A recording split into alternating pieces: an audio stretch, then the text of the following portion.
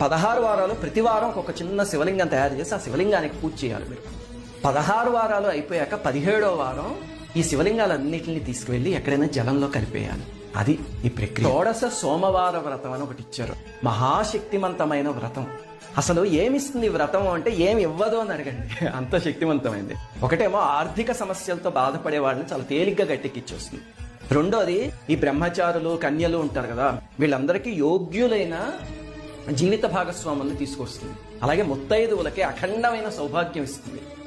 రోగులకి సంపూర్ణమైన ఆయుర్దాయాన్ని ఇస్తుంది. అలాగే విడిపోయిన భార్యాభర్తలు ఉంటారో వాళ్ళని తీసుకొచ్చి కలుపుతుంది ఖచ్చితంగా. ఎందుకు అంటే ఈ వ్రతం పార్వతీ పరమేశ్వరులకి చేస్తున్నాం. వాళ్ళిద్దరిది అర్ధనారీశ్వర తత్వం, ఎప్పుడూ కలిసే ఉంటారు. మరి అలాంటిది మనం విడిపోతే చూస్తూ ఊరుకుంటారా? అన్ని ప్రయోజనాలు ఉన్నాయి ఈ వ్రతం. 16 వారాలు ప్రతి వారం ఒక చిన్న శివలింగం తయారు చేసి ఆ శివలింగానికి పూజ చేయాలి మీరు. 16 వారాలు అయిపోయాక 17వ వారం ఈ శివలింగాలన్నింటినీ తీసుకువెళ్ళి ఎక్కడైనా జలంలో కలిపేయాలి. అది ఈ ప్రక్రియ. షోడశ సోమవార వ్రతం అని ఒకటి ఇచ్చారు. మహాశక్తివంతమైన వ్రతం. అసలు ఏమిస్తుంది వ్రతం అంటే ఏమి ఇవ్వదు అని అడగండి, అంత శక్తివంతమైంది. ఒకటేమో ఆర్థిక సమస్యలతో బాధపడే వాళ్ళని చాలా తేలిగ్గా గట్టెక్కిచ్చేస్తుంది.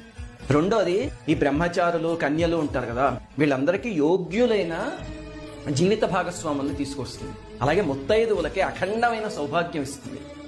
రోగులకి సంపూర్ణమైన ఆయుర్దాయాన్ని ఇస్తుంది. అలాగే విడిపోయిన భార్యాభర్తలు ఉంటారో వాళ్ళని తీసుకొచ్చి కలుపుతుంది ఖచ్చితంగా. ఎందుకు అంటే ఈ వ్రతం పార్వతీ పరమేశ్వరులకి చేస్తున్నాం. వాళ్ళిద్దరిది అర్ధనారీశ్వర తత్వం, ఎప్పుడూ కలిసే ఉంటారు. మరి అలాంటిది మనం విడిపోతే చూస్తూ ఊరుకుంటారా? అన్ని ప్రయోజనాలు ఉన్నాయి ఈ వ్రతం.